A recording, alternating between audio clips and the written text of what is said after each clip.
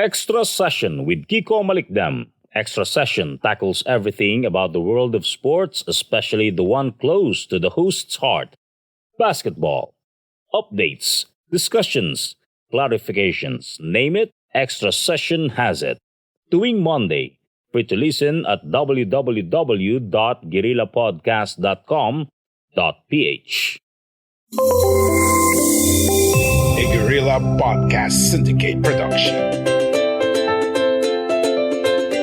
Bahay Kubo. Na-miss mo na ba ang Pilipinas? Ang dati nitong kagandahan o ang kasalukuyang itsura? Makinig na sa Bahay Kubo, ang cooking show na may komentaryo. Bahay Kubo.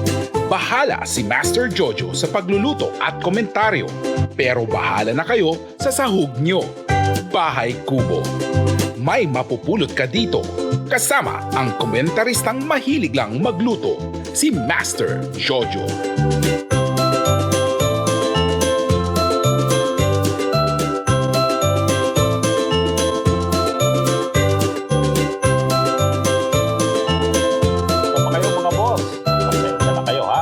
Master Jojo ay naging busy the past 2 weeks at hindi tayo nakapagluto ng mga masasarap na lutuing Pinoy na Pinoy sa panlasa. Happy listening sa ating mga kababayan, yung mga nakikinig sa ating daily broadcast sa DZXL 558 kHz. Every morning po yan sa Usapang Walang Bola at ang DZXL Straight to the Point. Maraming salamat kay Boss Miko Santos, of course. At sa ating mga podcasters, definitely Don't forget to like, subscribe, share, and reshare. And follow our weekly podcast dito po sa Guerrilla Podcast Syndicate. At palagi ang pong nakatune in sa mga bagong mga balita at mga impormasyong mapapakinabangan ng taong bayan. Here and abroad, yung ating pong mga kababayan. Yan. Si Master Jojo po ito, mga boss. At dito pa rin sa ating Bahay Kubo. Alam po ninyo kahapon, nagluto ako ng tilapia. Medyo hindi naman ito kasing kakaibang luto. Pero ang may share ko po sa inyo ngayon, kinakailangang magkaroon lang ng variety ang inyong luto sa mga tilapia. Alam po ninyo, nakabili ako ng tilapia, yung mga malalaki, sing lalaki ng planggana. As in, mga boss, sinlalaki ng planggana diyan sa bahagi ng C6 dito sa parte na ng Taytay. Ito po yung mga tilapyang puti. Iba ang sinasabi, ayaw nila, gusto nila yung medyo malaway na tilapia, yung kulay itim, mga Batangas tilapia. Pero ako naman po, sa dami na rin ng mga tilapia na ating natikman, halos pareho lang po ang lasa niyan. At depende na lang po talaga sa inyong paghahanda kung paano ninyo i-prepare ang mga tilapia. Eto, meron po akong 2 nabiling tilapia na sing lalaki ng planggana. Ganito pong ginawa ko. Makinig kayo maigi, mga boss. Lalo na yung mga may access sa mga wet market at makakuha ng mga tilapia. Yan. Ang ginawa ko po dun sa tilapia na malalaki, finillet ko po yan, fillet. At tinanggalan ko ng mga tinik at may mga natirang ulo at tinik, di po ba? Isang tabi lang natin, huwag nating itatapon. Sa mga kababayan natin sa US and abroad, I believe, meron pong mga nabibili ng fillet tilapia sa mga supermarket, mga frozen seafood. Meron na po yan. I remember way back in 2000. Like what you hear so far? Make sure you never miss an episode by clicking the subscribe button now. This podcast is possible by listeners like you. Thank you for your support. Now back to the show. 7, nung ako po nasa South Carolina, I lived there for 3 months. Nakabili po ako at madalas ako mag-prepare ng tilapia. Fillet tilapia. Inaadobo ko po yan or pinapaksiw. O kaya may mga iba pa po akong ginagawa. Pero kahapon, ang ginawa ko po, pinrepare ko ito in such a way na katulad ng how I prepare fillet tilapia sa US. Matapos ko po itong i-fillet, mga boss, gumawa po ako ng butter. Yun po ay napakasimple lang ng butter. You can use cornstarch if you want, but you can use, of course, the all-purpose flour. Lagyan po natin ng scrambled egg yung butter natin. Lagyan din po natin ng kaunting seasoning, asin, paminta, yung mismong butter. At hiwain po natin ng maliliit ito pong tilapia. na fillet, yung meat na, no? Ayan. Okay. Bago po natin, so alam nyo na halos ang patutunguhan, di ba? Doon po sa tilapia fillet natin, medyo lightly season nyo lang po ng meron na po kayong seasoning sa batter Pero doon po sa mismong fillet tilapia natin, medyo lightly season nyo lang po ng kaunting pepper. So you want to start a podcast, or perhaps you've already started one, but you're still unclear on how you can actually make this podcasting work. No worries. That's why we're here for you. We are Guerrilla Podcast Syndicate, powered by Kangaroo Fern Media Lab. Join our network. Contact us at info@kangaroofern.com because we're stronger together. Yan. O kung gusto nyo po ng maanghang, lagyan nyo po ng chili powder. Kaunti lang, di ba? Before dipping it to the batter. Ayan. At to add excitement para sa ating mga chikiting, sa ating mga bata, siyempre, dapat meron po kayo naka-ready na breadcrumbs. Yan. O kaya, yun pong mga tinatawag na fry mix. Dito po sa atin, sa Pilipinas, meron po yan. And of course, sa abroad, marami na rin po yan, yung mga fry mix. Make sure na ang ating pong mantika, medyo marami-rami naman. Kung meron po kayong, wala kayong deep fryer, make sure lang po na ang ating mantika mainit. Yung mga medyo metikuloso, at least 350 to 400 degrees. Ang ating po mantika, sobrang init po yan. Kaya mag-iingat po kayo palagi pag kayo po'y humahawak ng mga lutuin, especially yung mga apoy at mga pag nagluluto po tayo. Yan. Ipa-isa-isa po, isa-isa lang ang dipping dun sa ating batter at lightly covered ng ating fry mix o ng breading. Yan. Before putting it to our fryer. And of course, sinasabi ko nga po sa inyo, may variety dapat ang pagluluto natin at pagpe-prepare ng tilapia. Dahil ang tilapia po ay isa sa pinakamura ng isda ngayon sa Pilipinas. At yung pong nabili ko ng mga sinlalaki ng planggana, mas mura pa po dun sa palengke. Alam po ninyo yung mga boss natin, 80 pesos ang isang kilo. O di po ba? Napakamura. Kumpara po sa palengke, na 140 pesos, 150 pesos per kilo ng mga tilapyang itim.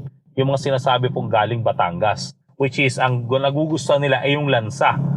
Sa akin naman po, ayoko naman po nun. Ayan, okay. Medyo segue lang po tayo ng kaunti mga boss habang pinaprepare po natin ang lahat ng mga ingredients na ito para sa ating... We are Independent Podcast Network. We are Guerrilla Podcast Syndicate. Would you like to hear your brand while supporting quality podcasts? Contact us now at advertise@guerrillapodcastsyndicate.com. Tilapia. Deep fried tilapia. Gusto ko lang pong bigyan ng pansin ito pong nangyayari ngayon sa ating bansa. Alam po ninyo, we keep on congratulating this administration dahil patuloy po siya nakakakuha ng mataas na grado, mataas na satisfaction and approval rating from the public. From the recent survey that was conducted by Social Weather Station at ng Pulse Asia Survey, mataas po ang approval ng Presidente Duterte and even his government. It shows that at the rate, 8 out of 10 Filipinos still approves the President, especially on his fight against the COVID-19. And yung SWS survey po, nagpakita rin na ang approval rating ng Pangulo up to the ceiling. Talagang 91%. Yan, ang approval rate. Unlike any other administration before President Duterte, ang mga nakarang administration po, pag mga ganitong panahon, 2 years going on to the end of their term, remarkably, bumababa po ang kanilang approval rating. Tumataas ang dissatisfaction rating nila mula sa publiko. Base sa mga nakarang survey din ito, historically, ang malaking factor as per the surveyors, as per the research companies, nagkakaroon daw po ng mga too much politicking during the end of their terms. Iyon po yung medyo nakakapagpababa ng rating ng mga dating administrasyon o dating presidente before President Duterte. Sa kasalukuyang administration din po, sinasabi ko nga po sa inyo, despite na kulang ang ginagawa ng administrasyon o nakukulangan marahil yung mga kritiko, still, ang approval rating ng taong bayan para sa administrasyon ay talagang napakaganda at napakataas pa rin kumpara dun sa iba. And we attribute these survey results dahil sa mga kahit papaano naitutuloy na mga programa ng gobyerno. Yung Skyway 3, doon pong panahon ng dating administrasyon, matagal-tagal din pong natenga at hindi nakapagpatuloy agad dahil sa mga usapin ng right of way. Pero pag-upo po ng Duterte administration, naituloy po yan. And in fact, matatapos na po ngayon ang skyway na magkokonekta sa South Luzon Expressway at Balintawak North Luzon Expressway. So isa po yan. Harbor Link, lahat naman po ito, bagamat sinasabi natin nagsimula nung nakanang administrasyon, naituloy at naitapos ngayon. Of course, with the willpower ng kasalukuyang administrasyon, nagagawa ang mga bagay na ito. And we commend that, of course. We give credit to where credit is due, yung nga po sinasabi natin. At we criticize if we see negative, lalo na yung mga personal na nararanasan po natin o nararamdaman natin sa pamamalakad ng gobyerno. Ang COVID-19, marami po nagsasabi, totoo naman na hindi natin in-expect yan. Kahit po marami ang di nabigyan ng amelioration, yung sinasabi nating tulong, still, marami rin po mga naniniwala para sa administrasyon na hindi naman talaga kayang bigyan, sustentuhan ng gobyerno ang lahat ng mga kababayan natin during this pandemic. And we have been sacrificing our livelihood, our lives for 7 going to 8 months now. At lahat po ng tao, nakakagulat, surprisingly, naniniwala po sa Pangulo na hanggat walang bakuna, hindi po may babalik talaga ng normal, which is very true up to the moment. Di po ba? Dahil kahit ang ibang mga bansa, tumataas pa. Sa Brazil, tumataas pa yung kanilang mga kaso. Sa Estados Unidos, tumataas pa yung kanilang mga kaso. Hanggat hindi po nagkakaroon ng bakuna, yung nga sinasabi ng marami na mahihirapan talaga ang administrasyon o mahihirapan ang taong bayan na talagang makakope up dito. But still, we are living each day very safe and very healthy. Yun po ang pinaka-importante. Health protocols in mind. Yun po palagi ang nagiging kampanya na ngayon. At wala po tayong magagawa kung talagang dumarami po ang infection. Though, mild and asymptomatic cases are still the prevalent incidents now, no? So, ayan, mga boss, no? Bagamat nagkakaroon ng mga issue ng korupsyon sa administrasyon, hindi natin alam, nawawala ito. Nag-iiba pa rin ang perception ng tao. Ang perception ng tao, hindi naman Pangulong Duterte ang nangurap, di ba? Mga tao, ibang tao ang nangurap. Hindi ina-attribute ng tao ang mga korupsyon na ito direkta sa Pangulo, direkta kay Senator Bongo, who is the appointing authority with regards to the appointments in the government. Hindi nila ito ina-attribute sa Pangulong Duterte na siyang responsable sa pag-a-appoint ng mga taong inaakusahang corrupt ngayon. Di ba? Kaya, on a positive note, pag ganito po ang naging perception ng tao, ibig kong sabihin dito, ang lahat ng mga proyekto ng gobyerno, ng Duterte administration, ay inaasahan na natin makakakuha ng enough support from the public, from the people. Di po ba? Nako, di ba maganda yun? Bagay yun, di po ba? Anyway, going back dun sa ating nilulutong tilapia, mga boss, no? Make sure na mainit po yung ating mantika bago po natin ilagay. Isa-isa lang, ha? Para hindi magdikit-dikit naman. Yun pong ating fillet tilapia with breading, ha? At marami po nagtatanong, yung ulo, paano yung ulo? Tsaka yung mga tinik, lalo malalaki yung tilapia. Ako, huwag nyo po itatapon yan, mga boss. Ganito po ang ginagawa dyan. Napakasimple lang. Ipapaksiw nyo po yan. Yung ulo, kung magagawa po ninyo na hatiin ito sa gitna, napakasarap po yan. This is what I did. Totoo po yan. Naggisa po ako ng bawang at sibuyas, konti lang. Pero medyo marami-rami ng konti ang mantika. Diba? Hindi naman sobrang dami na malulubog. At nilagyan ko po ng suka at ng toyo. Yan.